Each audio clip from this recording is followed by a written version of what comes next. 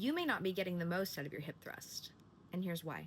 The hip thrust is primarily done by the glute, and the glutes are responsible for hip extension. So if you're not achieving full hip extension, then you're not getting the most out of this exercise. We're gonna get down onto the ground, and we're gonna end up in this position here. One leg up, one leg down, and from here, we're gonna tuck the tailbone under, and we're gonna drive the hips forward. You should feel the stretch in the front of the hip that you're kind of leaving behind and achieving full hip extension. My next exercise is going to be a hip car. A hip car is really important, in my opinion, to lubricate the whole joint and really make sure that you're warm through the entirety of the range of motion.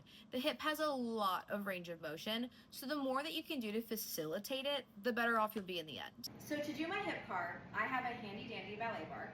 You can use anything to hold on to. I would highly recommend it. Hold on. We're gonna drive the knee up, rotate it so that the knee is out and the foot is in. And you're gonna let that scoop out to the side, rotate it back until we're into hip extension, like the end of a donkey kick. And we're gonna drive that right back forward again. Rotate, scoop, scoop, scoop, scoop, scoop. We're back into extension and we're driving. Now that we've stretched our hips out, let's prime the glutes. Pop the hips back, bend the knees a little bit, and I want your toes to be at 12 o'clock. They could be toed in a little bit, but I don't want you toed out because that takes the stress off your glute. So we're here, dropped back, and we're side stepping.